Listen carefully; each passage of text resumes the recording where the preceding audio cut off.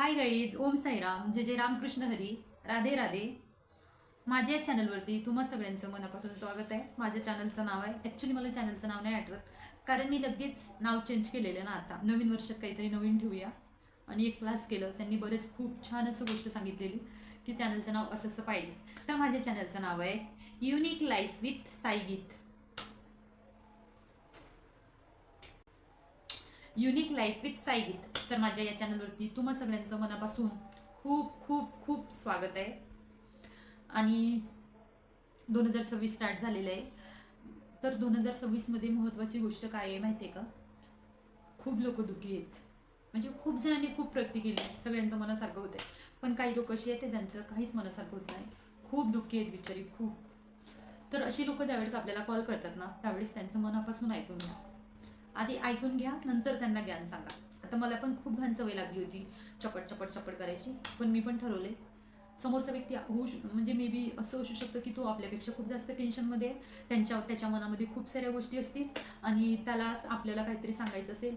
तर बेटा गीता, आधी त्याचं ऐकून घे, त्याचं पूर्णपणे शांतपणे ऐकून घे, नंतर त्याला रिवर्ट कर, किंवा तिचं दुःख ऐकून घे पूर्णपणे आणि तिला नंतर रिवर्ट कर, असं मी ठरवलेलं आहे. आणि खरंच मी एक क्लास केले रिलेशनशिप कोचचा, एकदम समरीमध्ये पेड क्लासेस होते. खूप फीस रे बापरे. त्या क्लासेसची फीस किती माहिती आहे का? 4,70,000. 4,70,000. त्या 4,70,000 2 लाख जरी माझ्या अकाउंटला असेल ना, तर मी खूप छान टेक्स्टाईल बुटीकचा बिझनेस स्टार्ट करू शकते. आणि त्या क्लासेसला काय देणार आहे? पण तुम्ही पण माझ्यासारखंच सेम विचार करणार आहात. पण ते क्लासेस एवढी फीस म्हणजे इतकी कॉस्टली असण्याचं कारण, आजकाल ना रिलेशनशिप टिकत नाही आहेत. कलियुग आलं असं म्हणतो ना, पण नाही. काय माहिती काय प्रॉब्लेम आहे, तर तेच शिकवणार आहे त्या क्लासमध्ये. काय प्रॉब्लेम आहे तर की रिलेशनशिप टिकत नाही. मैत्री असली तरी तुटते, गर्लफ्रेंड बॉयफ्रेंड असले तरी तुटतं. हजबंड वाईफचे रिलेशन पण खूप मजबुरीने टिकलेले असतात. लग्न एक एक दोन दोन, बापरे. परत एक्स्ट्रा मॅरिटल अफेअर, खूप देवा देवा देवा. पण एक सांगू, मला असं वाटायचं आजपर्यंत की काही दिवसांनी ना लग्नच हा प्रकारच बंद होऊन जाणार. लोक असेच लिव्हिंगमध्ये राहतील, जसं आजकाल 25% लोक तर राहायलाच लागले, तशीच राहतील. पण नंतर खूप विचार केला तर समजलं की लोक बिना लग्नाची नाही राहणार. लग्न एकदा नाही करणार, दोनदा नाही करणार. लग्न ती लोक परत परत परत करतील. असं काही दिवसांनी बघा, 20 वर्ष पण नाही म्हणता येणार, 15-20 वर्षामध्ये ते सुरूच होऊन जाईल. लग्न डबल डबल करायचं, म्हणजे हिच्यासोबत लग्न करायचं टिकलं नाही, त्याच्याशी करायचं टिकलं नाही, त्याच्याशी करायचं टिकलं नाही. असं मी माझ्या मनाने नाही म्हणत आहे. मी ते रिअलाईज केले. मी क्लास केला आणि त्या 4,70,000 ज्या सरांचा क्लास केला होता ना, डेमो पेड, प्रीपेडवाले केले होते, त्यांनी ती गोष्ट सांगितली की ऐसा मत सोचो की शादियाँ बंद हो जाएगी, शादियाँ खत्म हो जाएगी, शादियाँ डबल डबल होंगी, फिर से होंगी, करेंगे लोग शादियाँ, पर करेंगे अब, पर अकेले नहीं रहेंगे, शादियाँ करेंगे. ऐसा नहीं की शादियाँ थी मी बंद हो जाएगी, असं नाही. असं बोलले ते. नंतर मी खरंच विचार केला. मग मला वाटलं खरंच मी चुकीची होते. मला असं वाटायचं, मी माझ्या घरच्यांना सांगते कशाला तिचं लग्न करून देता, काही दिवसांनी लोक लग्न हा प्रकारच बंद करणार आहे. पण खरंच ते क्लास केल्यावर मला रिअलाईज झालं, खरंच लग्नामध्ये तसंच होईल. लोक लग्नाचं प्रकरण वाढतील. काही असो, तुम्ही टेन्शनमध्ये डिप्रेशनमध्ये जायचं नाही, छान राहायचं हॅपी हॅपी आनंदाने. हे बघा, मी खूप टेन्शनमध्ये असले ना, अशी कारागिरी करते. किती छान बनवलं मी, खूप छान बनवले. आता पण मला खूप टेन्शन आलं होतं, मी छान असा मेकअप केला मस्त. आज तर मी ऑफिसलाच घालून गेले होते हा ड्रेस, आणि हे छान वेअर केलं आणि खूप छान मेकअप केला आणि व्हिडिओ बनवायला लागले. कसलं डिप्रेशन, त्रास होतो माणसाला, पण प्रयत्न करायचं की आपण समोरच्याला 2 शब्द चांगले सांगता आले पाहिजे आणि समोरच्याने आपल्याला 2 शब्द चांगले म्हणजे त्याची आपल्याला ऐकून घ्यायची कॅपॅसिटी असली पाहिजे. तर त्याच्यामुळेच मी माझे महाभारताचे व्हिडिओ प्रत्येकावरती ते सुरू केलेले आहेत आणि मला तुमच्या सपोर्टची खूप गरज आहे. एवढं गंध पावडर फक्त मी तुम्हाला माझी स्टोरी चांगली वाटावं म्हणून मी एवढं आवरून केलेलं बरं का. तर तेवढं माझं गंध पावडरची काळजी घेऊन तुम्ही माझ्या चॅनलला लाईक करा आणि काही चुकीचं वाटत असेल तर सांगा. पण याच्यामध्ये काहीच इम्प्रूव्हमेंट होणार नाही. कॅमेरामध्ये, व्हिडिओ एडिटिंगमध्ये हां, एकच सुधारू शकते, माझ्या बोलण्यामध्ये आणि माझ्या राहणीमानामध्ये सुधारू शकतं. बाकीच्या गोष्टींमध्ये करू आपण. पहिला महिना संपत पण आले. आता टेन्शन घेऊ नका, महिना पण संपत आले, आम्ही काहीच केलं नाही. तुम्हीच अशी आयुष्यात आहात नाही ज्यांनी काहीच केलं नाही. तुमच्यासारखी भरपूर लोक आहे. मी पण त्याच्यामध्येच येते. मी पण 1 महिन्यात काहीच केलेलं नाही. तर जास्त टेन्शन घेण्याचं कारण नाही, डिप्रेशनमध्ये जाण्याचं काही कारण नाही.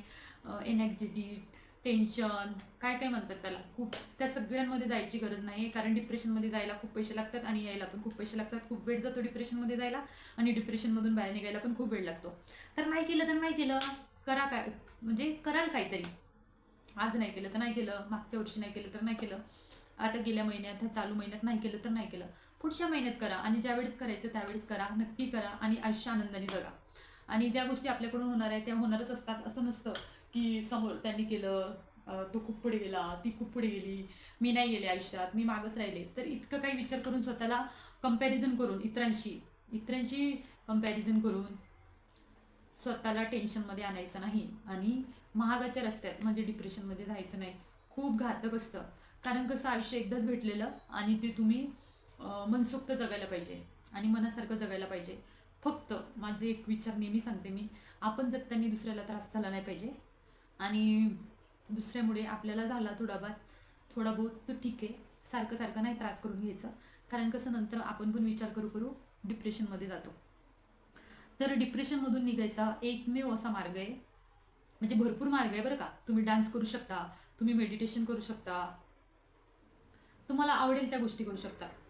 काय म्हणतात त्याला, ड्रायव्हिंग, बरोबर आहे, ड्रायव्हिंग करू शकता, बऱ्याच गोष्टी करू शकता जे तुम्हाला आवडतं. पण एकदम सिम्पल असं मी सांगेल तुम्हाला, आणि ज्याच्यातून तुम्ही खूप लवकर बाहेर पडू शकता. तुम्ही ख्रिश्चन असाल, तुम्ही मोमेडियन असाल, तुम्ही शीख असाल, जैन असाल, हिंदू तर असालच ऑलमोस्ट. तर तुम्ही जे पण असाल तर तुमच्या देवाशी रिलेटेड तुम्ही नामजप करा. मी नाही करत, पण मी दुसरी ॲक्टिव्हिटीज करते जे मला आवडतात. तर डिप्रेशन नावाचा प्रकार तरी थोडाच गुंतलं, एकदम अटॅक करू शकला नाही तो माझ्यामध्ये. एकदम छान एनर्जी आहे देवाची आणि माझ्या कॉन्टॅक्टमधले लोक पण खूप चांगले आहेत, डिप्रेशनमध्ये टाकणारे नाही आहेत, सपोर्टेड आहेत, चांगली आहेत. तर डिप्रेशनमध्ये मी काही जात नाही. पण जर मला गेले, मीच चालले, तर मी देवाचं नाव घेते. ओम साईराम, ओम साईराम, ओम साईराम, राधे राधे, राधे राधे, श्री स्वामी समर्थ, श्री स्वामी समर्थ असं म्हणते. 2-3 दिवस जरी नाव घेतलं ना, कंटिन्यूस घ्यावं लागतं देवाचं नाव. तुमच्या नामजपमध्ये कंटिन्यूअस पाहिजे, कन्सिस्टन्सी पाहिजे. पण कन्सिस्टन्सी नसली तरी पण काय म्हणतात त्याला, रेग्युलरता, सातत्य असायला पाहिजे. पण समटाईम्स होतं ब्रेक, आपण शेवटी मनुष्य आहोत. पण चुकलं तर चुकलं, म्हणजे एखादा दिवस, पण जेव्हा वेळ भेटतो त्यावेळेस मनातून घ्या, देवाला पूर्णपणे समर्पण व्हा, लोकांना दाखवायला नका. मी हा व्हिडिओ लोकांना दाखवायसाठी नाही बनवत आहे, खरं सांगते. मी हा व्हिडिओ बनवायचा उद्देश म्हणजे माझा एका चांगल्या मार्गाकडे जाण्याचा एक प्रयत्न आहे. जे माझ्याकडून चुका झाल्यात भूतकाळात, मी लोकांची मनं दुखवलीत, बरोबर आहे, कधी कोणाला तरी चुकीचं सजेस्ट केलं असेल, मी बी करू शकते, मला पण इतकं थोडी ना देवानी बुद्धी दिली, तर मी पण कोणाला तरी चुकीचं सजेस्ट करू शकते. तर मी आत्ता ठरवलंय की खूप छान असं सांगायचं आपल्या व्हिडिओमध्ये. आपलं पण आयुष्य आपल्याला पण माहिती नाही किती आहे, आणि याच्या थ्रू जर लोकांना 2 शब्द, 2 चांगल्या गोष्टी जर आपल्या थ्रू म्हणजे भेटत असेल तर खूप चांगली गोष्ट आहे. आणि मला छान वाटते, मी हे काम करणार आहे आणि करते आहे, सुरुवात केली, ही माझ्यासाठी खूप चांगली गोष्ट आहे. असं लोकांनी म्हणायला पाहिजे. असं माझा एक फ्रेंड बोलतो आणि माझी एक मैत्रीण पण बोलते, असं लोकांनी म्हणायला पाहिजे, तू खूप छान करते. अरे बाबा, का वाट बघायचं दुसऱ्यांचं की तू खूप छान करते, असं म्हणलंच पाहिजे.